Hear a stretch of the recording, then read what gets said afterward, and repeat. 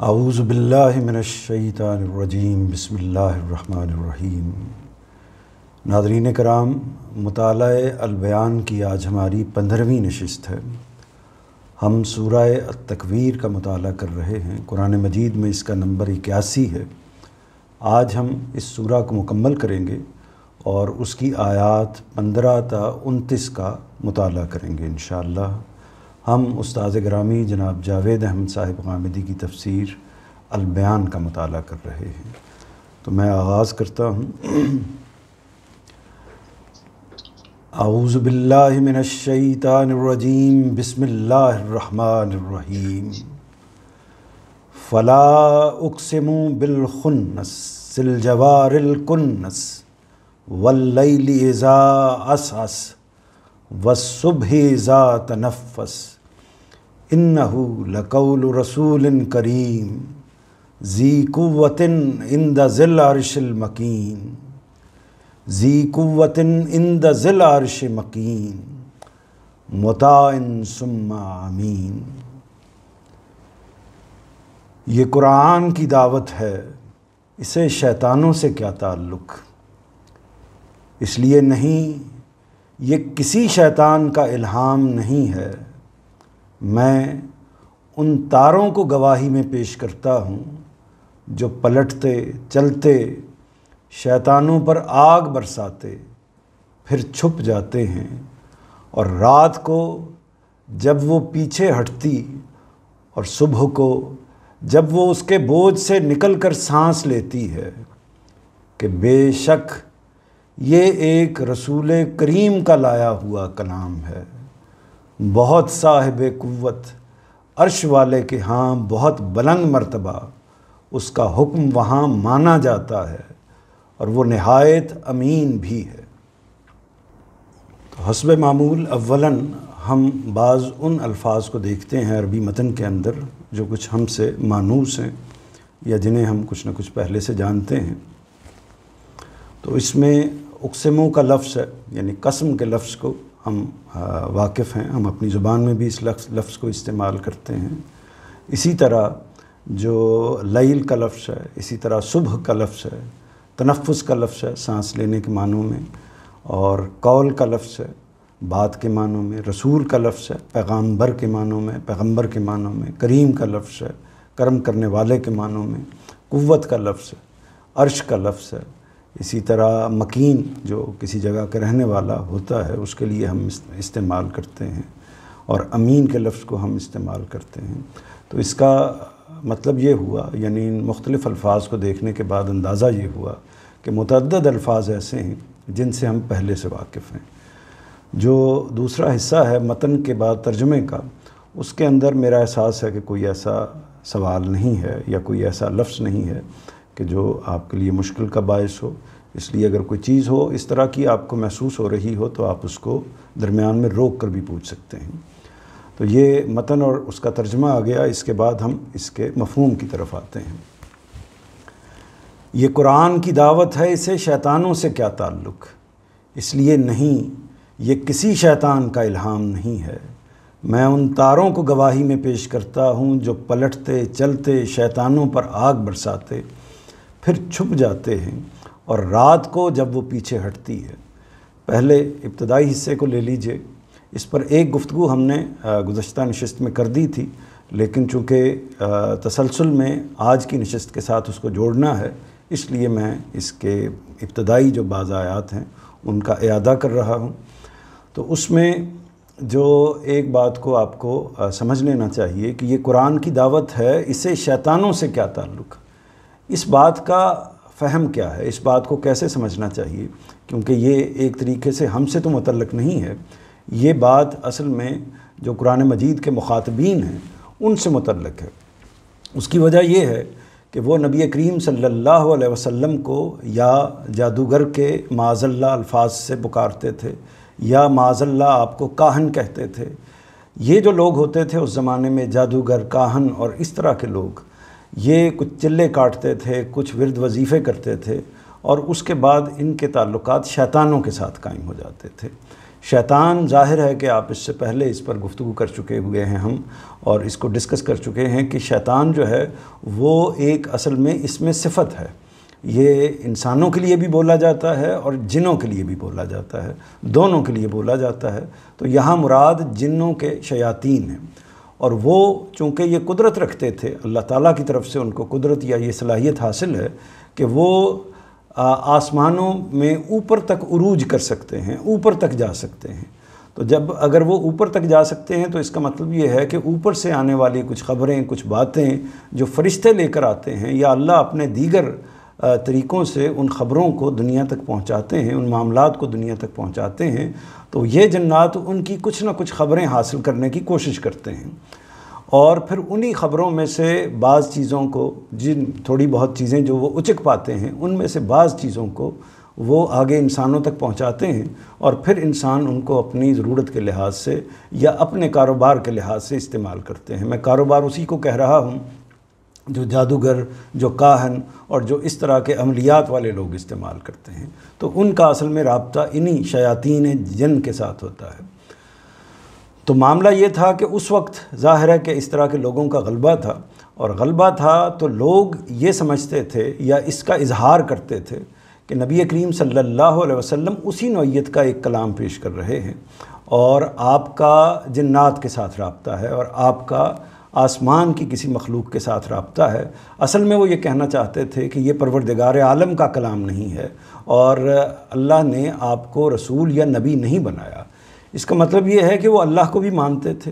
اور اللہ کسی انسان کو رسول بنا کر دنیا میں بھیجتا ہے اس واقعے کو بھی قبول کرتے تھے، یعنی ان چیزوں کو مانتے تھے، کیونکہ اس کی وجہ یہ ہے کہ وہ حضرت ابراہیم، حضرت اسماعیل کی اولاد تھے، اور ان کی پیغمبرانہ حیثیت کو وہ ہر لحاظ سے تسلیم کرتے تھے۔ لیکن جہاں تک نبی کریم صلی اللہ علیہ وسلم کا تعلق ہے تو آپ کو وہ قبول کرنے کے لیے تیار نہیں تھے۔ تو اس کے لیے جو بہانے وہ تراشتے تھے، وہ جیسا کہ میں نے عرض کیا، وہ یہ بہانے تھے۔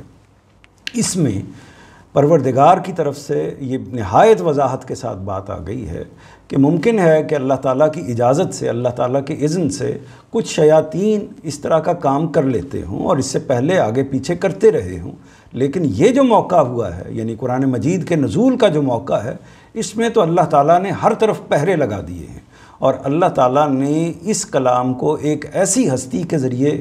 دنیا میں بھیجا ہے جس ہستی کے کوئی قریب بھی نہیں پھٹک سکتا، جس میں قوت بہت زیادہ ہے، جس میں صلاحیت بہت زیادہ ہے، جس کی رفتار بہت زیادہ ہے۔ تو یہ جو باقی جنات ہیں یا شیاطین ہیں، یہ اس کے قریب بھی نہیں جا سکتے، اور اس کے ساتھ ساتھ اس فرشتے کی اس قوت کے علاوہ اللہ تعالیٰ نے اس بات کا بھی اہتمام کیا ہے کہ جو ستارے ہیں، جو سیارے ہیں، ان کے اندر سے ان کے اوپر شہاب ثاقب کی بارش ہوتی ہے، یعنی ایسی چیزوں کی بارش ہوتی ہے کہ جن کے نتیجے میں ان کو وہاں سے بھاگنا پڑتا ہے، یا وہ ان کو اس طریقے سے لگتے ہیں کہ وہ تباہ یا برباد ہو جاتے ہیں۔ تو یہ صورتحال، یہ اہتمام کا بیان مختلف جگہوں پر اللہ تعالیٰ نے کیا ہے۔ تو اسی پہلو سے، یعنی اس پس منظر کو ذہن میں رکھیے، اور پھر اس بات کو سمجھیے کہ یہ بات کہاں سے بیان ہو رہی ہے۔ اسی پس منظر کو استاذ گرامی نے اس بریکٹ کے اندر بیان کیا ہے کہ یہ قرآن کی دعوت ہے، اسے شیطانوں سے کیا تعلق، یعنی تم اگر اس کو شیطانوں کی دعوت کہتے ہو تو شیطانوں سے اس کا کوئی تعلق نہیں، اس لیے نہیں، یہ کسی شیطان کا الہام نہیں ہے۔ میں ان تاروں کو گواہی میں پیش کرتا ہوں جو پلٹتے چلتے شیطانوں پر آگ برساتے۔ اصل میں یعنی یہ وہ حقیقت ہے، وہ واقعہ ہے۔ ظاہر ہے کہ جو شیاطین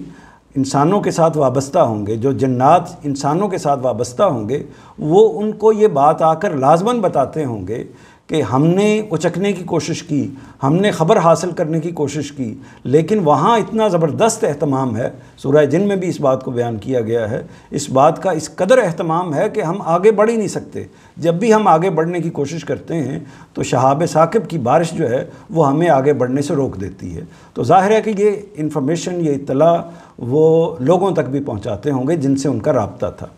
تو میں ان تاروں کو گواہی میں پیش کرتا ہوں جو پلٹتے چلتے شیطانوں پر آگ برساتے پھر چھپ جاتے ہیں۔ تو ایک گواہی یہ پیش کر دی ہے۔ کس بات کی گواہی؟ اس بات کی گواہی، یعنی یہ اہتمام جو تاروں کے ذریعے سے کیا گیا ہے، سیاروں کے ذریعے سے کیا گیا ہے، شہاب ثاقب کے ذریعے سے کیا گیا ہے، وہ اس بات کی گواہی دیتا ہے، وہ اس بات کی شہادت دیتا ہے کہ یہ پروردگار عالم کا کلام ہے، یہ کسی انسان کا کلام نہیں ہے، یا کوئی اس طرح کی چیز نہیں ہے جس کو شیطان اچک کر ایک القاء کے طریقے سے لوگوں تک پہنچا دیتے ہیں۔ اور رات کو جب وہ پیچھے ہٹتی اور صبح کو جب وہ اس کے بوجھ سے نکل کر سانس لیتی ہے، یعنی یہ رات، عام طور پر یہ اس طرح کے معاملات رات میں کیے جاتے ہیں، رات کو جب پیچھے ہٹتی اور صبح کو جب وہ اس کے بوجھ سے نکل کر سانس لیتی ہے، تو اس پہلو سے بھی ان دونوں جو ایک بڑے آفاق کے ایک طرح سے مراحل ہیں جس کے اندر یہ پوری کائنات اپنے نظام کو ترتیب دے کر لے کر چلتی ہے، ایک رات ہے اور ایک اس کے بعد دن ہے، جو آپس میں ایک ترتیب کے ساتھ ایک دوسرے کے پیچھے چلتے چلے آتے ہیں۔ تو وہ رات کو جب وہ پیچھے ہٹتی اور صبح کو جب وہ اس کے بوجھ سے نکل کر سانس لیتی ہے، کیا گواہی؟ یعنی یہ تینوں چیزیں، تارے، رات اور صبح یعنی دن، یہ تینوں چیزیں کس بات کی گواہی دیتی ہیں؟ اس بات کی گواہی دیتی ہیں کہ بے شک یہ ایک رسول کریم کا لایا ہوا کلام ہے، بہت صاحب قوت، عرش والے کے ہاں بہت بلند مرتبہ، اس کا حکم وہاں مانا جاتا ہے اور وہ نہایت امین بھی ہے۔ یہ رسول کریم کی صفت بیان ہوئی ہے۔ لیکن سوال یہ پیدا ہوتا ہے کہ جیسے ہی رسول کریم کا لفظ ہمارے سامنے آتا ہے تو ہم اس سے مراد نبی کریم صلی اللہ علیہ وسلم کو لیتے ہیں۔ یقیناً ان کے لیے بھی یہ نام بالکل برحق ہے، درست ہے، وہ اللہ کے پیغامبر ہیں۔ رسول کا مطلب ہوتا ہے پیغام لانے والا، اور کریم کا مطلب ہوتا ہے افضل، بہترین سطح پر کلام لانے والا۔ تو یہ آپ کے لیے، نبی کریم صلی اللہ علیہ وسلم کے لیے یہ صفت تو موجود ہے ہی اور بالکل وجہ ہے، لیکن قرآن مجید نے یہاں پر یہ نبی کریم صلی اللہ علیہ وسلم کے لیے استعمال نہیں کی۔ ایگزیکٹلی یہی الفاظ استعمال کیے ہیں رسول کریم کے، لیکن یہ سیدنا جبریل علیہ السلام کے لیے استعمال کیے ہیں یہ الفاظ۔ بے شک یہ ایک رسول کریم کا لایا ہوا کلام ہے، بہت صاحب قوت، عرش والے کے ہاں بہت بلند مرتبہ، اس کا حکم وہاں مانا جاتا ہے اور وہ نہایت امین بھی ہے۔ دوسری جگہوں پر قرآن مجید میں حضرت جبرائیل علیہ السلام کے حوالے سے اسی طرح کی صفات کو بیان کر دیا ہے۔ تو اس سے واضح ہے کہ یہ نبی کریم صلی اللہ علیہ وسلم سے متعلق نہیں بلکہ حضرت جبرائیل سے متعلق ہے، اور پورا سیاق و سباق بھی اسی کے ساتھ کھڑا ہوا ہے کہ اصل میں جو اس چیز کو بیان کیا جا رہا ہے کہ قرآن مجید جب آسمان سے زمین پر نزول کرتا ہے تو کس ہستی کے ذریعے سے نزول کرتا ہے، اور اس تک کوئی شیطانوں کی طاقت نہیں پہنچ سکتی۔ اب ہم اسی کی روشنی میں جو نیچے حواشی ہیں استاذ گرامی کے، اس کو پڑھ لیتے ہیں تاکہ ہمارا وہ جو سلسلہ ہے وہ پوری طریقے سے قائم رہے۔ 12 نمبر حاشیہ یہ ہے کہ قرآن کے انذار سے لوگوں کی توجہ ہٹانے اور ان کو بدگمان کر دینے کے لیے قریش کے لیڈروں نے ایک اشغلہ یہ بھی ایجاد کیا تھا کہ جس طرح کاہن شیطانوں کے القاء سے غیب کی باتیں بتاتے ہیں، یہ قرآن بھی معاذ اللہ اسی طرح کی کوئی چیز ہے جسے وحی الہی کے طور پر پیش کیا جا رہا ہے۔ آگے تاروں کی گواہی سے قرآن نے ان کے اسی زام کی تردید فرمائی ہے۔ اگلا نوٹ دیکھیے، اس کو آپ امید ہے سمجھ گئے ہوں گے پہلے ہی۔ اصل میں الخنس الجوار الکنس کے الفاظ آئے ہیں۔ عربی زبان میں یہ تاروں کی صفات کے طور پر ایسے معروف ہیں کہ بالعموم موصوف کے بغیر ہی آ جاتے ہیں۔ یہ ایک فنی بات ہے۔ یہاں یہ اس وقت کی تصویر کے لیے آئے ہیں جب تاروں کے دیدبانوں سے، یعنی ان کی دوربینوں سے، جس کے ذریعے سے وہ دیکھ کر ان پر طاقت کرتے ہیں، ان پر گولہ باری کرتے ہیں، جب تاروں کے دیدبانوں سے شہابوں کے تیر برق خاطف کی طرح، یعنی جو ایسی تیز طریقے سے آنے والی جو برق ہے، بجلی ہے، اس کے طریقے سے وہ نکلتے ہیں اور اپنے ہدف کو نشانہ بنا کر ترکش میں واپس چھپ جاتے ہیں۔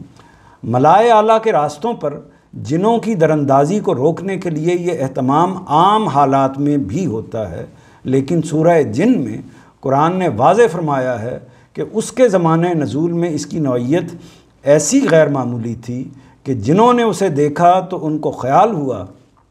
کہ دنیا والوں کے ساتھ یقیناً کوئی اہم معاملہ ہونے والا ہے، یعنی وہاں قرآن مجید میں سورہ جن میں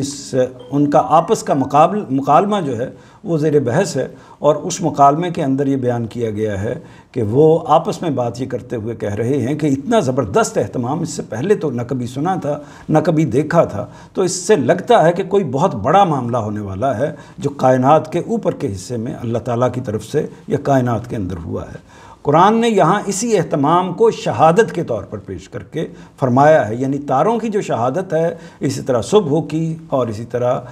رات کی، یہ اصل میں اسی اہتمام کی شہادت کو بیان کیا ہے۔ استاد یہ فرما رہے ہیں کہ وہ جہاں سے نازل ہو رہا ہے وہاں کسی جن اور کسی شیطان کے لیے رسائی کا کوئی امکان نہیں ہے،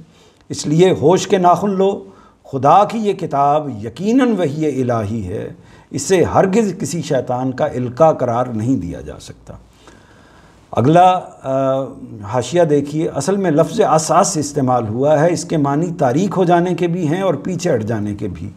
یہاں یہی دوسرے معنی قابل ترجیح ہیں، اس لیے کہ یہ تنفس کے مقابل میں ہے۔ پھر سورہ مدثر کی آیات 32 تا 34 میں دیکھیے تو بالکل اس جگہ لفظ ادبرا آیا ہے، جس میں کسی دوسرے معنی کے لیے گنجائش نہیں ہو سکتی۔ اصل الفاظ ہیں والصبح اذا تنفس، اس تعبیر کی بلاغت نگاہ میں رہے۔ فرمایا ہے کہ رات کے بوجھ تلے، بلاغت کا جب ہم لفظ استعمال کرتے ہیں یا کسی کلام کو بلیغ کلام کہتے ہیں تو اس کا مطلب یہ ہوتا ہے کہ جملہ تو ایک ہی ہوتا ہے، بات تو ایک ہی ہوتی ہے، لیکن اس کے اندر معنی بہت زیادہ پنہاں ہوتے ہیں، یعنی وہ بہت زیادہ معنی کا احاطہ کیے ہوتا ہے، اس لیے ہم اس کو بلیغ کلام کہتے ہیں، یعنی جو ایک ہی جملہ ہوگا لیکن وہ انفس کی طرف بھی جا رہا ہوگا، وہ آفاق کی طرف بھی جا رہا ہوگا، مفہوم تو اس کا ایک ہوگا لیکن اس کے جو اثرات ہیں وہ بے پناہ ہوں گے۔ فرمایا ہے اس تعبیر کی بلاغت نگاہ میں رہے، فرمایا ہے کہ رات کے بوجھ تلے صبح اس طرح دبی ہوتی ہے کہ گویا اس کا دم گھٹ رہا ہے، یہاں تک کہ یہ بوجھ ہٹا دیا جاتا ہے اور وہ سانس لینے لگتی ہے۔ مدعا یہ ہے کہ تم ابھی تک کاہنوں کے خرافات کے بوجھ تلے دبے ہوئے ہو، دیکھنے کی کوشش کرو تو یہ دیکھ سکتے ہو کہ تمہارے ماحول میں یہ قرآن صبح درخشاں کی طرح طلوع ہو چکا ہے۔ یہ صبح درخشاں یعنی روز روشن کی طرح، روشن صبح کی طرح طلوع ہو چکا ہے۔ صبح طلوع ہوتی ہے تو دیدہ بینا رکھنے والا کوئی شخص اسے رات نہیں کہہ سکتا۔ یہ قرآن بھی تمہارے ماحول میں پھیلی ہوئی علم و عمل کی ظلمتوں میں ایسا ہی روشن، الگ اور ممتاز ہے۔ عقل کے اندھے ہیں جو اسے کاہنوں کا کلام سمجھتے ہیں، یہ تو ایک رسول کریم کا لایا ہوا کلام ہے۔ اب آگے بڑھتے ہیں۔ وما صاحبکم بمجنون ولقد راہ بالافق المبین وما هو علی الغیب بزنین وما هو بقول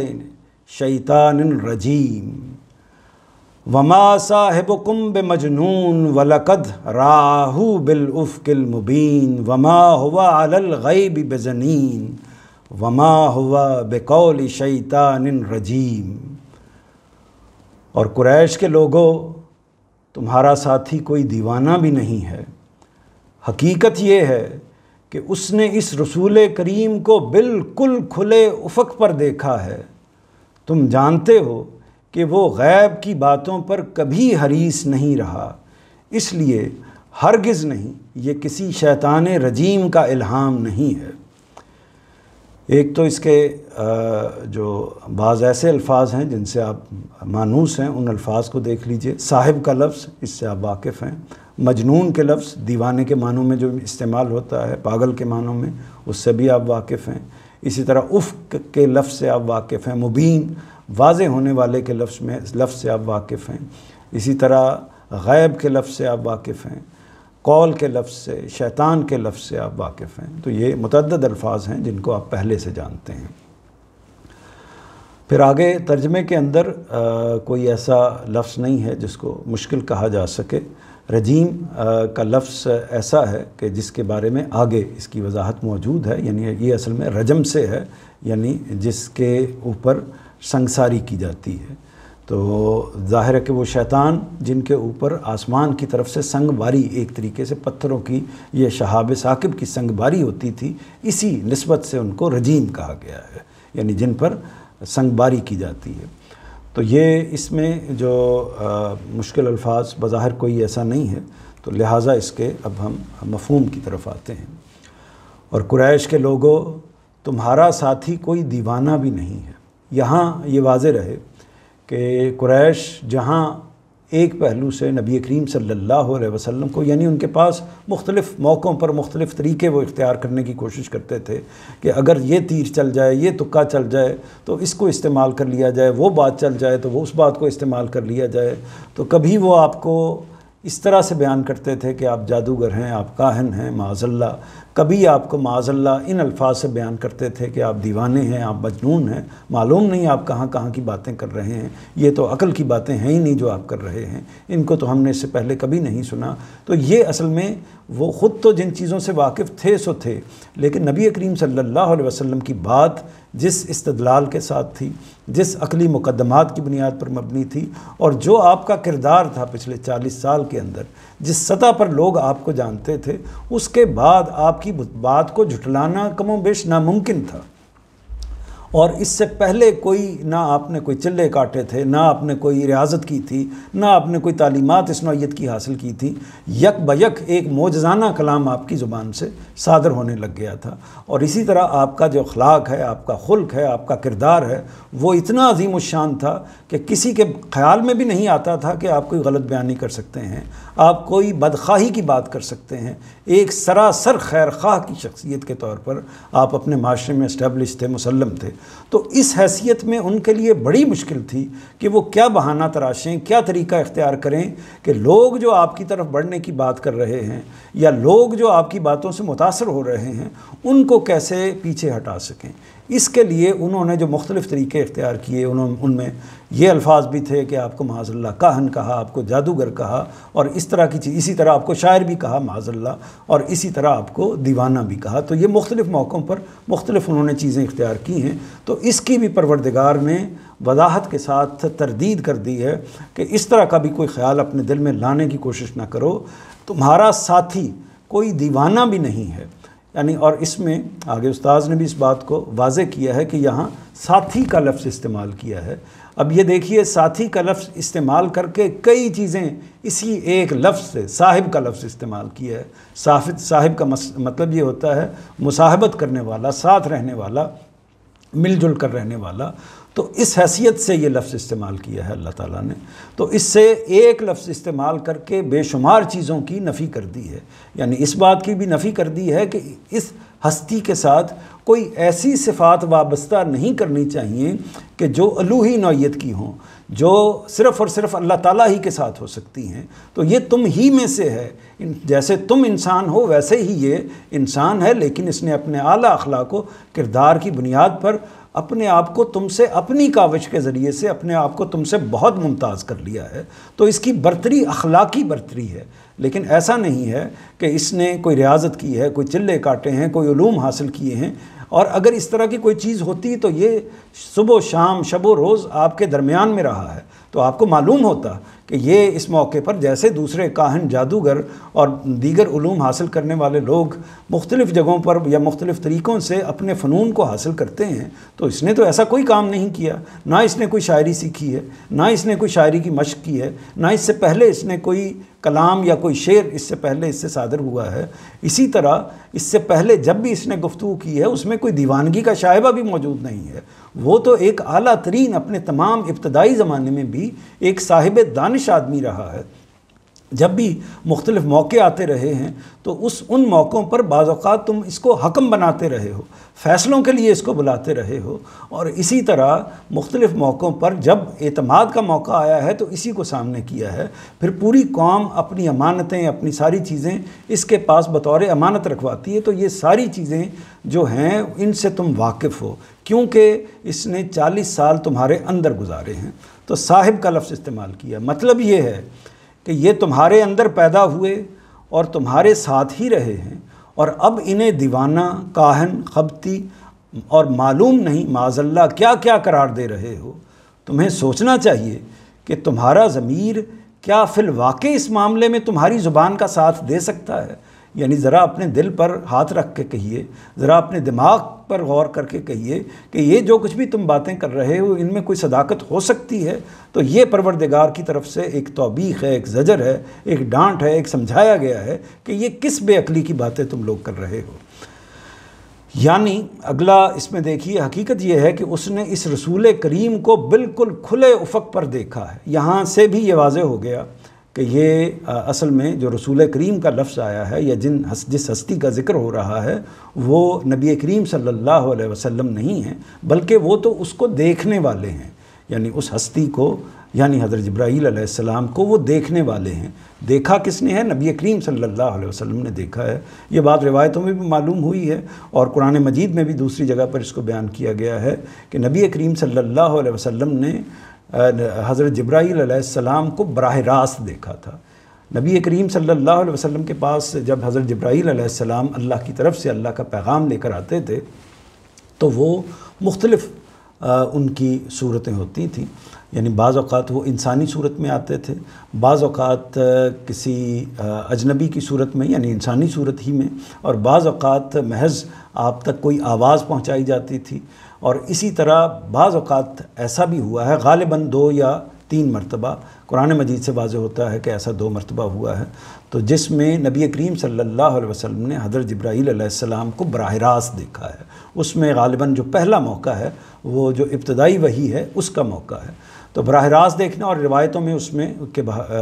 میں اس کی کچھ مزید تفصیلات بھی ہیں کہ جس میں بیان ہوا ہے کہ حضور نے دیکھا کہ حضرت جبرائیل علیہ السلام کے کوئی 600 کے قریب پر ہیں، اور اسی طرح یوں محسوس ہوا کہ وہ آسمان، ان کا وجود اتنا عظیم الجثہ ہیں، وہ اتنا عظیم الشان ہے کہ یوں لگ رہا ہے کہ جیسے آسمان سے لے کر زمین تک ان کا وجود پھیلا ہوا ہے۔ تو یہ اس سطح کی وہ ہستی ہیں، تو وہ ان کی اصل شکل ہے، لیکن اللہ تعالیٰ کی قدرت سے اللہ تعالیٰ نے ان کو یہ صلاحیت دے رکھی تھی کہ وہ انسانی شکل بھی اختیار کر سکتے ہیں۔ تو انسانی شکل میں وہ حضرت دحیہ کلبی کی صورت میں نبی کریم صلی اللہ علیہ وسلم کے پاس آتے تھے، اور حدیث جبریل جو بڑی معروف حدیث ہے جس میں ایمان اور اسلام کی تفصیلات بیان کی گئی ہیں، اس حدیث کے اندر یعنی اگر آپ نے اس کا مطالعہ کیا ہوگا تو آپ کو یہ واضح ہوگا کہ وہ نبی کریم صلی اللہ علیہ وسلم کے پاس آئے، پھر آپ کے پاس بالکل سامنے دوزانو ہو کر بیٹھ گئے، یعنی آپ کے ٹانگوں کے ساتھ ان کی ٹانگیں جڑ گئیں، اور اس کے بعد وہ بالکل سفید، یعنی ایسے جیسے کوئی آسمان سے اتری ہوئی مخلوق ہوتی ہے، لیکن تھے وہ انسانی شکل ہی میں، لیکن ایک صحابی کے روپ میں وہ آیا کرتے تھے، تو اور بعض اوقات کسی اجنبی کی شکل میں آتے تھے۔ تو اس طرح وہ جب بھی آئے ہیں تو انسانی شکل میں آئے ہیں یا جس شکل میں آئے ہیں، تو نبی کریم صلی اللہ علیہ وسلم کے ساتھ ان کا مکالمہ بھی ہوا اور باقی ساری چیزیں ہوئی ہیں۔ تو اس میں یہ واضح کر دیا گیا ہے کہ یہاں جو شخصیت ہیں وہ جبرائیل علیہ السلام ہیں، یعنی اس میں نہ فریب نفس کا احتمال ہے، نہ فریب نظر کا شبہ، یہ کھلے ہوئے افق کا ایک ایسا مشاہدہ ہے جس کے بارے میں کسی مشاہدہ کرنے والے کو کبھی کوئی تردد نہیں ہو سکتا۔ اس میں یہ بھی واضح رکھیے کہ قرآن مجید یا اللہ تعالیٰ کی طرف سے نبی کریم صلی اللہ علیہ وسلم کو جو چیزیں دکھائی جاتی ہیں وہ کھلی آنکھوں سے بھی دکھائی جاتی ہیں اور بند آنکھوں سے بھی دکھائی جاتی ہیں، یعنی ان کو ایک طرح سے نوم کی کیفیت میں، نیند کی کیفیت میں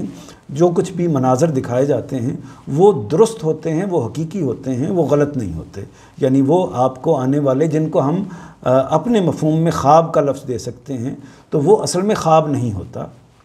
وہ حقیقی واقعات کا بیان ہوتا ہے جو نبی کریم صلی اللہ علیہ وسلم کو دکھائے جاتے ہیں۔ اسی حوالے سے آپ کو جنت کا مشاہدہ کرایا گیا، دوزخ کا مشاہدہ کرایا گیا، مختلف آسمانوں کا مشاہدہ کرایا گیا، اور اسی طرح آپ کو وہاں پر موجود رہتے ہوئے ہی مختلف دنیا کے مختلف جگہوں کا مشاہدہ کروایا گیا، لیکن وہ سارے کے سارے مشاہدات حقیقی تھے، ویسے ہی یہ حقیقی تھے جیسے کہ آنکھوں سے دیکھے ہوئے حقیقی مشاہدات ہوتے ہیں، اور یہی معاملہ باقی تھا۔ تو یہ اس میں واضح کیا گیا ہے کہ یہ جو دیکھا گیا ہے، نبی کریم صلی اللہ علیہ وسلم نے حضرت جبرائیل علیہ السلام کو دیکھا ہے تو براہ راست دیکھا ہے، بالکل کھلی آنکھوں کے ساتھ دیکھا ہے۔ آگے جو نوٹ ہے، اصل الفاظ ہیں وما ہوا علی الغیب بضنین، زنین کے معنی بخیل کے ہیں، لیکن اس کا صلاح آیت میں بے نہیں بلکہ الا ہے۔ چنانچہ عربیت کی روح سے یہ حریص کے مفہوم پر متضمن ہے، یعنی غیب کی باتوں کو سمیٹ لینے پر حریص۔ مطلب یہ ہے کہ ہمارا یہ پیغمبر تمہارے کاہنوں اور تارک الدنیا درویشوں کی طرح غیب دانی کے شوق میں چلے کاٹتا اور مراقبے نہیں کرتا رہا، بلکہ وحی الہی سے اضطراری طور پر سرفراز ہوا ہے اور اپنے پروردگار کے حکم کی تعمیل میں اس کو تمہارے سامنے پیش کر رہا ہے۔ اس پر ہم بات کر چکے ہیں۔ یہ کسی شیطان رجیم کا الہام نہیں ہے، اس کو بھی دیکھ لیجئے۔ رجیم کے معنی ہے سنگسار کیا ہوا۔ یہ جبریل امین کی صفت کریم کے مقابل میں آیا ہے۔ مدعا یہ ہے کہ جس نے قرآن نازل کیا ہے وہ تو اللہ کا ایک عالی مقام فرشتہ ہے، اور تمہارے کاہنوں پر جو شیاطین اترتے ہیں وہ شہابوں کی سنگ باری سے کھدیڑے اور راندے ہوئے ہوتے ہیں، یعنی ان کو دھتکارا گیا ہوا ہوتا ہے۔ وہ قرآن کے لانے والے کس طرح ہو سکتے ہیں؟ یعنی اس طرح کی جو لوگ ہیں جن سے تمہارے کاہن، تمہارے جادوگر رابطہ کرتے ہیں، وہ تو وہ لوگ ہوتے ہیں جن کو آسمان کی طرف سے دھتکار دیا گیا ہوتا ہے، راندہ کر دیا گیا ہوتا ہے، ایک طرح سے دھکے دے کر نکالا گیا ہوتا ہے۔ تو ان کا مقابلہ، ان کا تقابل حضرت جبریل علیہ السلام سے کیسے کیا جا سکتا ہے، جس کی یہ حیثیت ہے کہ وہ مطاع ہے، وہ امین ہے، اور وہ آسمان پر اس کا ایک طریقے سے حکم چلتا ہے۔ تو یہ صورتحال ایک تقابل میں بیان کر دی ہے۔ اب یہ آخری حصہ ہے، اس کو ہم پڑھ کے اگر کوئی سوال ہوں گے تو اس پر ڈسکس کر لیں گے، پھر ہم اپنے آخری حصے کی طرف جائیں گے۔ فَأَيْنَ تَذْهَبُونَ إِنْ هُوَ إِلَّا ذِكْرٌ لِلْعَالَمِينَ لِمَنْ شَاءَ مِنْكُمْ أَنْ يَسْتَقِيمَ وَمَا تَشَاءُونَ إِلَّا أَنْ يَشَاءَ اللَّهُ رَبُّ الْعَالَمِينَ۔ سو تم کہاں کھوئے جاتے ہو؟ یہ تو دنیا والوں کے لیے ایک یاد دہانی ہے، یہ خاتمہ کلام ہے۔ سو اے لوگو تم کہاں کھوئے جاتے ہو، یہ تو دنیا والوں کے لیے ایک یاد دہانی ہے، یعنی یہ قرآن مجید، یہ تو دنیا والوں کے لیے ایک یاد دہانی ہے، تم میں سے ان کے لیے جو سیدھی راہ چلنا چاہیں، اور تم نہیں جانتے اور تم نہیں چاہتے مگر یہ کہ اللہ عالم کا پروردگار ہی اپنے قانون کے مطابق چاہے۔ تو جو اللہ چاہتا ہے وہی ہو کر رہتا ہے، اور جو تم چاہتے ہو وہ نہیں ہو کر رہتا۔ تو اس میں بھی بعض الفاظ دیکھ لیجئے، اس میں عالم کا لفظ، ذکر کا لفظ، اسی طرح منشاء جس کو ہم انشاءاللہ میں استعمال کرتے ہیں، یہ وہی ما شاء ہے۔ تشاؤن میں بھی یہی شاء ہے۔ اسی طرح انشاء اللہ، یہ وہی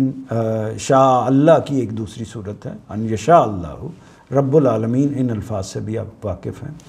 اس طرف دیکھیے تو کوئی ایسی چیز نہیں ہے جو مشکل الفاظ کے زمرے میں آتی ہو، اس لیے اس کی مفہوم کی طرف بڑھتے ہیں۔ سو تم کہاں کھوئے جاتے ہو، یہ تو دنیا والوں کے لیے ایک یاد دہانی ہے، تم میں سے ان کے لیے جو سیدھی راہ چلنا چاہیں۔ پورا قاعدہ، پورا اصول، پورا قانون ایک طریقے سے ہدایت کا اللہ تعالیٰ نے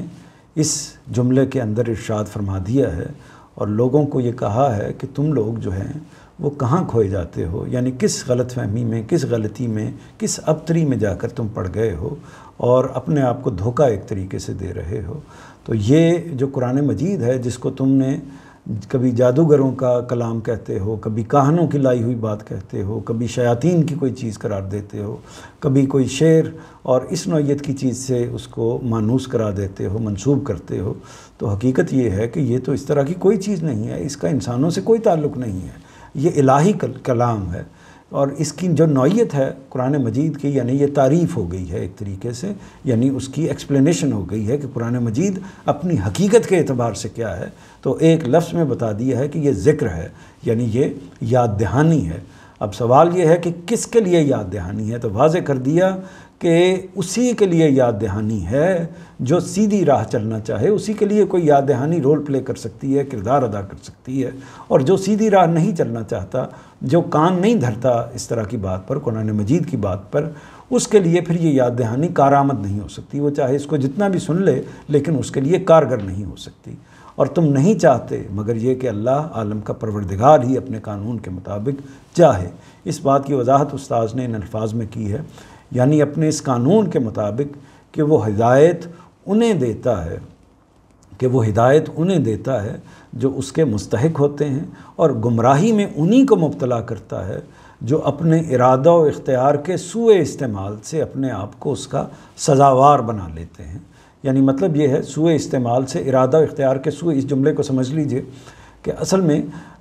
یہ دنیا اللہ تعالیٰ نے جس طریقے سے قائم کی ہے اس میں غلطی کہاں ہوتی ہے انسانوں سے، یعنی جب وہ تجاوز کرتے ہیں یا غلطی کرتے ہیں تو کس بنیاد پر کرتے ہیں؟ وہ اس بنیاد پر کرتے ہیں کہ اللہ تعالیٰ نے آزمائش چونکہ ان کی کرنی ہے تو ان کو ارادہ اور اختیار دیا ہوا ہے۔ ارادے کا مطلب یہ ہے کہ وہ غلطی کے ارتکاب کا، گناہ کے ارتکاب کا یا اس طرح کا غلط عمل کرنے کے بارے میں ارادہ کر سکتے ہیں، اس کی پلاننگ کر سکتے ہیں، منصوبہ بندی کر سکتے ہیں، اس کے بارے میں سوچ سکتے ہیں، تو اس کو کہیں گے ہم ارادہ۔ اور اختیار کیا ہے؟ یعنی نہ صرف منصوبہ بندی کر سکتے ہیں بلکہ اس پر عمل درآمد کی کوشش بھی کر سکتے ہیں۔ اس میں بعض اوقات وہ کامیاب ہو جاتے ہیں اور اللہ کا اذن نہ ہو تو وہ کامیاب نہیں ہو پاتے۔ تو یہ دونوں چیزیں جو انسان کو دی ہیں، خیال بھی، سوچ بھی، اور اس کے ساتھ عمل بھی، یہ دونوں چیزیں اصل میں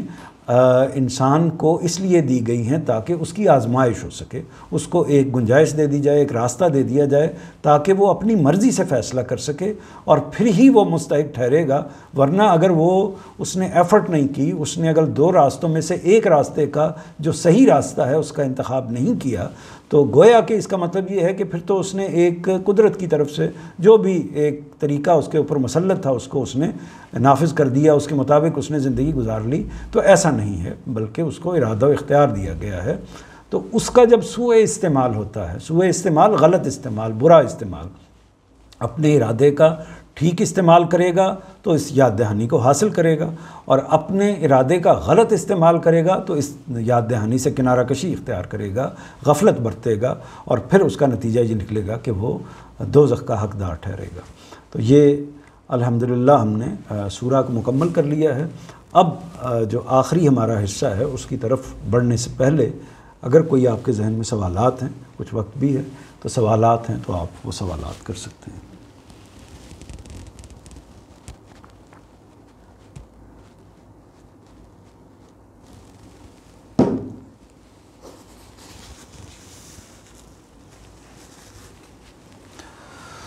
جی، بظاہر یہی لگ رہا ہے کہ کوئی لوگوں کے ذہن میں سوال نہیں ہے۔ اب ہم وہ حصہ اس کی طرف آتے ہیں جو ہمارے طریقے کے لحاظ سے آخری اس کا سیگمنٹ ہوتا ہے، جس میں ہم جو کچھ ہم نے آج کی نشست میں پڑھا ہوا ہوتا ہے اس کا ایک اس پہلو سے اعادہ کرتے ہیں، دہرائی کرتے ہیں کہ وہ ہماری اپنی زندگی کے ساتھ بھی متعلق ہو جائے۔ تو آج کی نشست کے حوالے سے جو بالکل آخری حصہ ہے جس پر قرآن مجید کی اس سورہ کا اختتام ہوتا ہے، وہ اسی کو ہم آج کی نشست کا موضوع بنائیں گے، اور اس کو دیکھنے کے بعد آپ کو بھی اندازہ ہو گیا ہوگا کہ پوری سورہ جس بات کو کہنے کے لیے ایک طریقے سے نازل ہوئی ہے وہ یہی بات ہے جو آخر میں بیان کر دی گئی ہے۔ تو اس کو ہم ایک ترتیب سے، اس کا ایک ابتدائی مفہوم تو ہم نے جان لیا ہے، لیکن اس کو ایک ترتیب سے ہم پھر سمجھ لیتے ہیں۔ پہلا نقطہ جو اس میں عرض کرنا چاہوں گا وہ یہ ہے کہ قرآن مجید کے حوالے سے فرمایا ہے کہ اِنَّا هُوَ إِلَّا ذِكْرٌ لِلْعَالَمِينَ، یہ تو بس ایک ذکر ہے، ایک یاد دہانی ہے انسانوں کے لیے، عالموں کے لیے، لوگوں کے لیے۔ قرآن ایک یاد دہانی ہے۔ یہ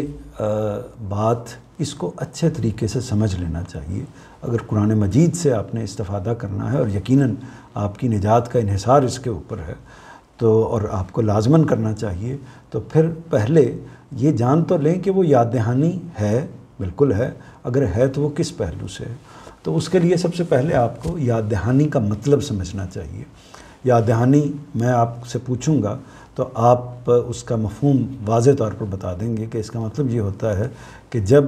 کوئی چیز پہلے سے ہم کو معلوم ہوتی ہے، اس پہلے سے معلوم شدہ چیز کو جب دہرایا جاتا ہے، کبھی ماں دہراتی ہے، کبھی باپ دہراتا ہے، کبھی استاد دہراتا ہے، کبھی دوست دہراتا ہے، کبھی ماحول دہراتا ہے۔ تو جب پہلے سے معلوم شدہ چیز کو دہرایا جاتا ہے تو ہم اس کو کیا کہتے ہیں؟ یاد دہانی کہتے ہیں۔ جب ہم کوئی نئی اطلاع لیتے ہیں تو اس کو ہم معلومات کے زمرے میں رکھتے ہیں، وہ یاد دہانی نہیں ہوتی۔ انہی معلومات کی جب دوبارہ تکرار کی جاتی ہے، ان کا اعادہ کیا جاتا ہے، دہرایا جاتا ہے، تو اس کے لیے ہم یاد دہانی کا لفظ استعمال کرتے ہیں۔ تو اس سے یہ واضح ہوا، یعنی اس قرآن مجید نے اپنی جو تعریف کی ہے یا اپنے بارے میں جو تعارف کرایا ہے وہ اس کو ذکر کہا ہے، یعنی یاد دہانی کہا ہے۔ تو یاد دہانی اس لفظ سے واضح ہوا کہ قرآن مجید اصلاً کوئی نئی اطلاع نہیں دے رہا، کوئی نئی بات نہیں کر رہا، بلکہ وہ بات کر رہا ہے جو پہلے سے آپ کو معلوم ہے۔ اب سوال یہ پیدا ہوتا ہے کہ وہ بات کیسے پہلے سے آپ کو معلوم ہے؟ اس بات کو سمجھ لینا چاہیے کہ وہ بات آپ کو کہ اللہ تعالیٰ نے ہمارا ایک خالق ہے، ہمارا ایک مالک ہے، اور اسی طرح ہم اس دنیا کے اندر ایک خاص زندگی گزار رہے ہیں۔ یہ زندگی ہمیں نظر آ رہا ہے کہ یہ زندگی ہماری ابدی نہیں ہے، یہ چند سال یہاں پر گزار کے یہ ختم ہو جاتی ہے، لیکن زندگی کی جو نوعیت ہے اس کو دیکھنے کے بعد ہم اس بات کا اندازہ کرتے ہیں کہ یہ اگر اس زندگی کو یہیں پر ختم سمجھ لیا جائے تو اس کا مطلب یہ ہوگا کہ اللہ تعالیٰ کو ہمیں معاذ اللہ ایک غیر عادل ہستی کے طور پر تسلیم کرنا پڑے گا، اللہ تعالیٰ کو ایک معاذ اللہ ظالم ہستی کے طور پر تسلیم کرنا پڑے گا، کیونکہ یہاں کا جو نظام ہے، اس دنیا میں جو اس وقت کار فرما نظام ہے، اس میں تو در حقیقت انصاف موجود ہی نہیں ہے۔ اس میں تو بے شمار جگہوں پر، اکثر جگہوں پر ظلم ہی ظلم نظر آتا ہے۔ ایک جو طاقتور ہے وہ کمزور کو ہڑپ کرتا ہے، یہ ہم ہر روز دیکھتے ہیں، اور اس کے ساتھ ساتھ یہ بھی ہوتا ہے جو مظلوم ہے اس کی داد رسی بھی نہیں ہوتی، یعنی کبھی اس کو کچھ نہ کچھ انصاف مل جاتا ہے لیکن بالعموم وہ انصاف سے محروم رہتا ہے۔ اسی طرح بچوں کے ساتھ، چھوٹوں کے ساتھ، نامولودوں کے ساتھ بعض اوقات ان کو قتل کر دیا جاتا ہے، بعض اوقات ان سے زندگی کا حق چھین لیا جاتا ہے۔ ایک بڑے اسکول پر حملہ کیا جاتا ہے اور اس کے نتیجے میں سینکڑوں بچوں کو ہلاک کر دیا جاتا ہے، تہہ تیغ کر دیا جاتا ہے، مار دیا جاتا ہے، جلا کر راکھ کر دیا جاتا ہے۔ تو یہ لیکن وہ جو کرنے والے ہیں ان کو کچھ بھی نہیں ہوتا اور وہ اسی طرح دندناتے پھر رہے ہوتے ہیں۔ تو یہ سارا معاملہ ہم اپنی دنیا میں دیکھ رہے ہیں۔ اسی طرح ہم یہ بھی دیکھتے ہیں کہ بعض لوگ جو ہیں وہ پیدا ہوتے ہیں، پیدا ہونے کے بعد وہ چند سال یا چند لمحے یا چند زندگی کا کچھ عرصہ گزارتے ہیں، ان کا ابھی آزمائش کا وقت ہی نہیں شروع ہوتا کہ وہ دنیا سے رخصت ہو جاتے ہیں۔ کچھ لوگوں کو 10 سال کی عمر ملتی ہے، کچھ کو 50 کی ملتی ہے، کچھ کو 100 سال کی ملتی ہے۔ تو یہ بھی ایک بڑا فرق پیدا ہو گیا۔ تو اس سے بظاہر یہ خیال پیدا ہوتا ہے کہ یہ جو بالکل ابتدائی حصے میں چلے گئے وہ تو بس پھر ان کے لیے آنا ہوا تو کیا آنا ہوا، ان کی کیا حیثیت ہوئی اس زندگی کے اندر۔ اسی طرح ہم یہ بھی دیکھتے ہیں کہ اللہ تعالیٰ اس دنیا میں جس طریقے سے اللہ تعالیٰ نے نظام کو تقسیم کیا ہے، جس طریقے سے اس دنیا کی کار کو چلایا ہے، اس میں ہم یہ دیکھتے ہیں کہ ہر طرف یہ تفرقہ موجود ہے، ہر طرف اختلاف موجود ہے۔ اگر ایک امیر ہے تو بہت امیر ہے، ایک غریب ہے تو اس کو 2 وقت کا کھانا بھی پوری طرح میسر نہیں ہے، اور دوسروں کے جو امراء ہیں ان کے جانوروں کے لیے بھی جو کچھ چیزیں میسر ہوتی ہیں، عام انسانوں کے لیے وہ چیزیں ان کے اپنے کھانے کے لیے بھی میسر نہیں ہوتی۔ تو یہ ایک عظیم الشان فرق ہے۔ اس فرق کو کیوں روا رکھا گیا اور نتیجہ کیا نکلتا ہے؟ جو امراء ہیں وہ اسی حالت میں، اپنی امارت اور عیش کی حالت میں دنیا سے رخصت ہو جاتے ہیں، اور جو غرباء ہیں وہ اسی طرح ایڑیاں رگڑ رگڑ کر اس دنیا سے رخصت ہو جاتے ہیں۔ تو یہ کیا دنیا ہے؟ کیا یہ محض تماشا ہے؟ اگر یہ اسی طرح کی چیز ہے تو پھر تو اس کو ایک محض تماشا کہنا چاہیے، ایک مظلوم گاہ کہنا چاہیے، کہ جہاں پر ظلم بھی ہوتا ہے، جہاں پر ناانصافی بھی ہوتی ہے، جہاں پر زیادتی بھی ہوتی ہے، اور جو زیادتی ظلم کرنے والے لوگ ہیں ان کا کوئی ہاتھ پکڑنے والا نہیں ہوتا۔ اور بعض اوقات سلطنتوں کی سلطنتیں تباہ ہو جاتی ہیں، ایک طرف سے ایٹم بم چلتا ہے اور اس کا نتیجہ یہ نکلتا ہے کہ ہزاروں لاکھوں لوگ اس کے نتیجے میں بھسم ہو جاتے ہیں۔ تو بے شمار واقعات پوری تاریخ کے اندر آپ دیکھیں تو یہ انسان کے سامنے آتے ہیں، یہ وہ اپنی عقل سے، اپنے مشاہدے سے اس کو دیکھتا ہے۔ تو اس کے لیے ہم لفظ استعمال کرتے ہیں، قرآن مجید نے جس لفظ کو استعمال کیا ہے وہ شواہد کون سے ہیں؟ وہ انفس کے شواہد ہیں، وہ آفاق کے شواہد ہیں۔ انفس کے شواہد وہ ہوتے ہیں جو ہمارے وجود کے اندر ہوتے ہیں، یعنی وہ چیزیں جن پر ہمارا دل، ہماری عقل اور ہماری اس نوعیت کی جو اندر کا وجود ہے، ہمارا ضمیر، وہ کچھ سوالات اٹھاتا ہے، وہ کچھ باتیں، اس سے ہم واقف ہیں. یعنی ہمیں معلوم ہوتا ہے کہ ہمارا دماغ کیا کہہ رہا ہے، ہمیں معلوم ہوتا ہے ہمارے دل میں کیا سوالات پیدا ہو رہے ہیں، ہمارا ضمیر کن چیزوں پر متنبع کرتا ہے. تو اپنے اندر کے عالم سے ہم واقف ہوتے ہیں. اسی طرح ہمارا ایک خارج کا عالم ہے جس کو ہم بھرپور براہ راست مشاہدہ کر رہے ہوتے ہیں. تو یہ دونوں کے جو سوالات ہیں، دونوں کے سوالات، دونوں کے اشکالات اس بات کا اہتمام کرتے ہیں، اس بات کو لازم کرتے ہیں کہ ہم اس بات پر ایمان لے کر آئیں کہ اگر اللہ موجود ہے، اور اگر اللہ منصف ہے، اور اگر اللہ تعالیٰ ایک عادل ہستی ہے، اور اگر اللہ تعالیٰ ایسی ہستی ہے جو ہمارا مالک ہے اور ہمارے ساتھ محبت کرتا ہے، تو پھر یہ نظام ایسا نہیں ہونا چاہیے، اس کا کوئی نہ کوئی نتیجہ نکلنا چاہیے. چنانچہ اسی وجہ سے جیسے ہی یہ خبر ملتی ہے ہمیں انبیاء کے ذریعے سے، اور یہ شروع سے خبر ملتی رہی ہے، یہ خبر ملتی ہے کہ یہ عالم جو ہے ادھورا ہے، یہ مکمل نہیں ہے، یہ کائنات یا یہ ہمارا اپنا وجود جو ہم کو اس وقت نظر آ رہا ہے یہ ادھورا ہے، اور اسی طرح یہ کائنات، یہ دنیا بھی ادھوری ہے، اور اس کو مکمل ہونا ہے قیامت کے ساتھ جڑ کر. یعنی یہ ایک جز ہے، اس کا کل اس وقت بنے گا جب قیامت آئے گی، اس وقت پھر یہ پوری کی پوری اسکیم یا پوری کی پوری بات مکمل ہوگی. تو یہ ساری چیزیں اگر ایک انسان سنجیدہ مزاج ہو اور وہ سوچنے سمجھنے والا ہو تو یہ ساری کی ساری چیزیں اس کے اندر موجود ہیں. اور قرآن مجید اور پھر اللہ تعالیٰ نے انسان کے ساتھ جو خاص معاملہ کیا ہے کہ فطرت کے اندر، انسان کی فطرت کے اندر وہ تمام اچھائیاں برائیاں رکھ دی ہیں. یعنی اس کو شعوری طور پر، فطری طور پر، عقلی طور پر یہ بتا دیا ہے کہ کون سی چیزیں غلط ہیں، کون سی چیزیں صحیح ہیں. اس کے لیے کسی بچے کو کوئی خصوصی نصاب پڑھانے کی ضرورت نہیں ہوتی، اس کو سمجھانے کی ضرورت نہیں ہوتی کہ یہ ظلم ہے اور یہ ظلم نہیں ہے. اس کو معلوم ہوتا ہے کہ یہ ظلم ہے، یہ زیادتی ہے، یہ بے انصافی ہے، یہ غلط ہے، اور یہ سچ ہے، یہ جھوٹ ہے، یہ دیانت ہے، یہ بددیانتی ہے. ہر چیز سے وہ پوری طرح واقف ہوتا ہے. تو یہ جن جن چیزوں سے انسان واقف ہے، اصل میں قرآن مجید انہی کی یاد دہانی کرتا ہے. اور اس یاد دہانی کا فوکس کس چیز پر ہے؟ فوکس ہے قیامت پر. کیونکہ پیغمبر اسی لیے آتے ہیں، پیغمبر کتابوں کو لے کر بھی اسی لیے آتے ہیں. یہ دنیا بھی اصل میں اسی لیے اس آزمائش کے لیے برپا کی گئی ہے کہ اس کے نتیجے میں اللہ تعالیٰ کچھ انسانوں کو منتخب کر کے انہیں اپنی جنت میں بسائیں گے. تو یہ ابتدائی طور پر اس بات کو ذہن میں رکھنا چاہیے کہ قرآن مجید ایک یاد دہانی ہے، اور اس کی یاد دہانی کا جو پہلو ہے کہ اصل میں انہی چیزوں کو یاد دلاتا ہے جو سوالات، جو اشکالات، یا جو چیزیں ہمارے ضمیر کے اندر، دل کے اندر، دماغ کے اندر اللہ تعالیٰ نے پہلے سے ڈالی ہوئی ہیں، اور ہم ان کا مشاہدہ اپنے انفس میں اور اپنے ارد گرد کے آفاق میں کرتے ہیں. ان سے یہ کتاب متعلق کرتی ہے، ان کی یاد دلاتی ہے، یا ان کی یاد دہانی کرتی ہے، تذکیر کرتی ہے.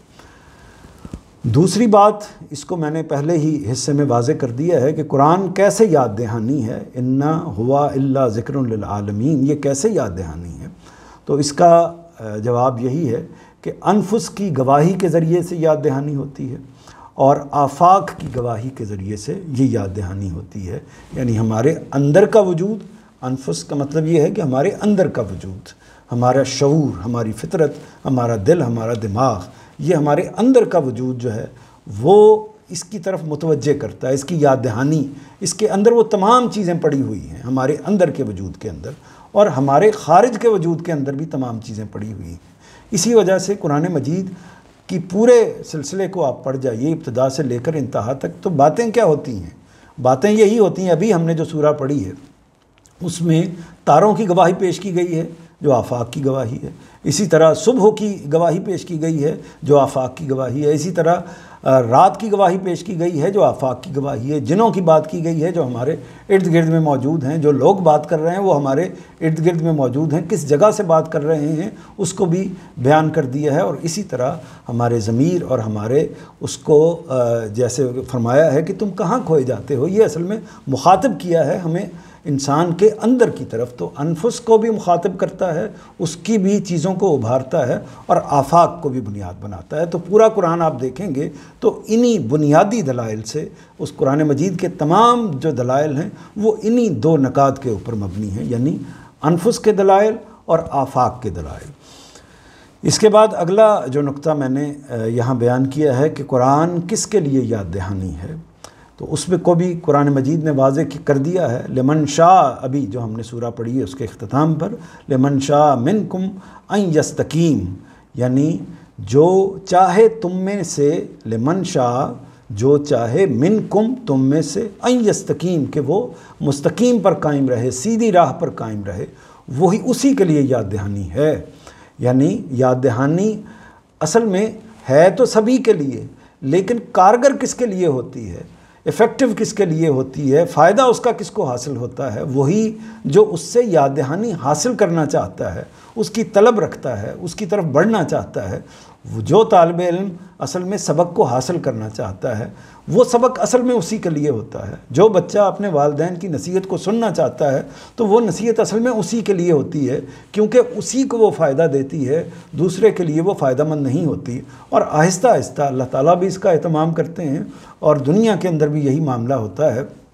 انسان بھی اسی رویے کو اختیار کرتے ہیں کہ جو بچہ اپنے والدین کے حوالے سے، جو شہری اپنی سوسائٹی کے حوالے سے، جو طالب علم اپنے استاد کے حوالے سے، اور اسی طرح جو انسان اپنے پروردگار کے حوالے سے ایک غفلت کا، ایک بے پرواہی کا رویہ اختیار کرتا ہے، تو آہستہ آہستہ پھر معاملہ یہ ہوتا ہے کہ جو علم دینے والے ہیں، جو نصیحت کرنے والے ہیں، جو ایک طریقے سے لوگوں کو بتانے والے ہیں، سمجھانے والے ہیں، وہ پیچھے ہٹنا شروع ہو جاتے ہیں۔ یہ انسانوں کا بھی رویہ ہے، اور اللہ تعالیٰ بھی پھر اس کا مستحق سمجھتے ہیں، اور بالآخر معاملہ یہ آ جاتا ہے کہ جس کو قرآن مجید نے بیان فرمایا ہے کہ ان کے دلوں پر، ان کے کانوں پر، ان کی آنکھوں پر مہر کر دی جاتی ہے، وہ اس قابل ہی نہیں رہتے، یعنی وہ بار بار کی نصیحت کو جب وہ رد کرتے ہیں تو اس قابل ہی نہیں رہتے کہ پھر اللہ تعالیٰ ان کی کسی بات کو سننے کی طرف، یعنی ان کو اس کا موقع بھی دے کہ وہ اللہ کی کسی بات کو سنیں یا سمجھیں۔ اس سے اللہ کی پناہ مانگنی چاہیے۔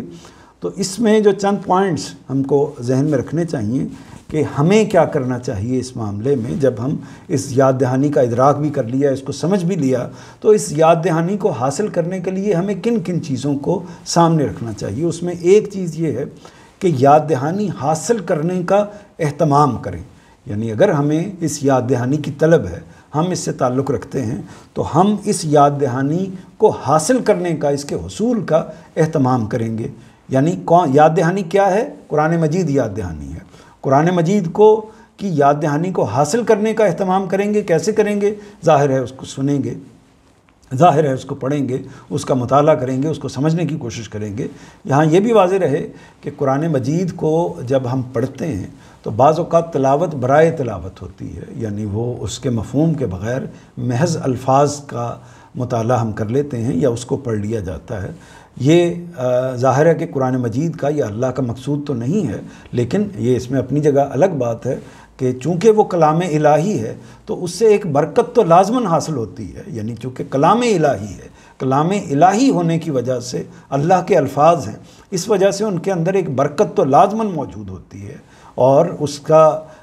انسانوں کے لیے اجر بھی یقیناً ہوگا، لیکن اس کا مقصد یہ نہیں ہے کہ اس کو لفظاً پڑھ لیا جائے، بلکہ مقصد یہ ہے کہ اس سے یاد دہانی حاصل کی جائے۔ یاد دہانی اسی صورت میں حاصل ہوگی جب آپ اس کو سمجھیں گے۔ سمجھے بغیر اس کو اگر آپ پڑھتے رہیں گے تو اس سے جو اس کا اصل مقصد ہے وہ آپ کو حاصل نہیں ہوگا۔ تو اس لیے اس کا اہتمام کرنا چاہیے، تفاسیر پڑھیں، مطالعہ کریں، اس طرح کی تعلیمی نشستوں میں شرکت کریں جس کے نتیجے میں آپ کو قرآن مجید کا علم زیادہ سے زیادہ حاصل ہو، اور جب وہ علم حاصل ہوگا تو علم اصل میں آپ کو یاد دہانی کرائے گا۔ ان نشستوں میں بھی ہم نے بار بار دیکھا ہے کہ جو چیزیں ہم پڑھتے ہیں یا جاننے کی کوشش کرتے ہیں،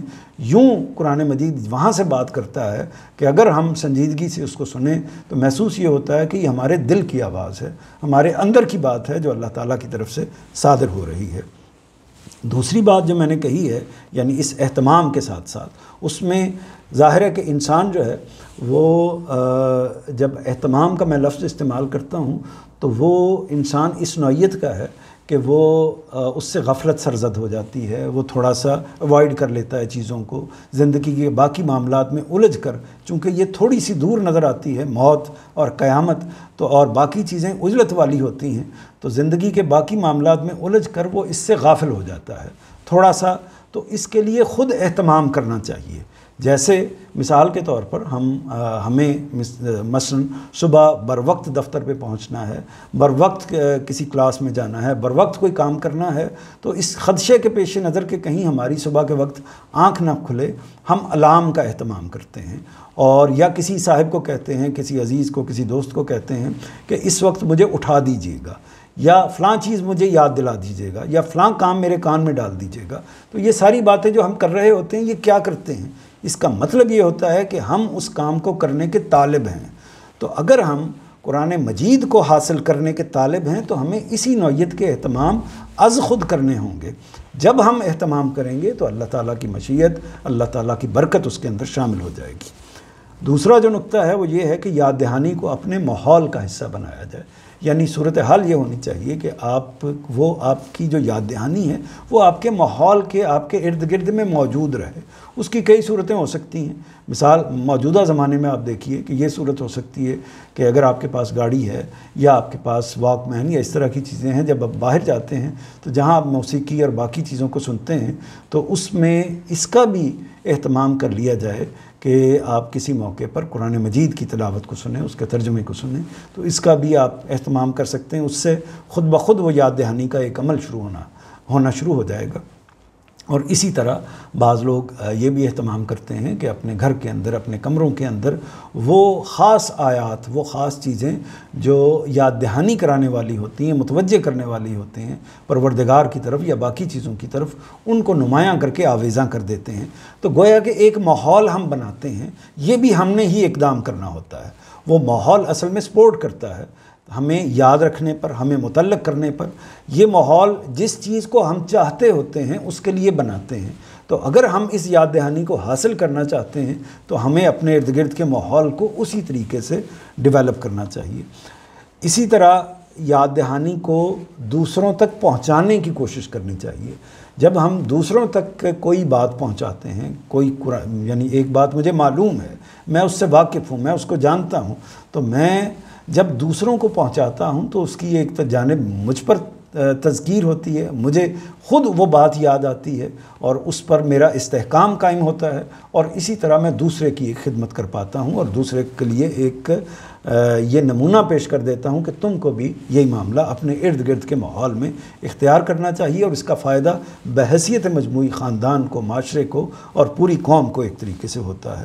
اور آخری بات اس میں یہ ہے کہ یاد دہانی پر عمل کرنے کی بھرپور کوشش کرنی چاہیے، کہ یہ ظاہر ہے کہ یاد دہانی فقط یاد دہانی کے لیے تو نہیں ہے، یعنی اس کا مقصد فقط یہ نہیں ہے کہ ہم نے کچھ باتوں کو سن لیا، ہم نے کچھ احکامات کو جان لیا، کچھ چیزوں کو سمجھ لیا، لیکن محض سمجھ لیا، محض جان لیا، محض پڑھ لیا، یہ کفایت نہیں کرتا۔ ہمیں اس کے لحاظ سے اپنے عمل کو بھی اختیار کرنا چاہیے۔ جو چیزیں اس یاد دہانی کا تقاضا کرتی ہیں اپنی زندگی میں عملاً اس کو اختیار کرنا چاہیے، ورنہ یہ ہوگا کہ ہم ایسے صاحب علم ہوں گے جو عمل سے غافل ہیں۔ اور قرآن مجید نے اس بات کو واضح کر دیا ہے کہ محض ایمان اور اسی طرح محض جو فکر ہے یا صحیح فکری ہے وہ کفایت نہیں کرے گی، بلکہ سارے کا سارا مدار جو ہے وہ اس کے ساتھ ساتھ آپ کے اعمال کے اوپر بھی ہوگا۔ وآخر دعوانا ان الحمدللہ رب العالمین۔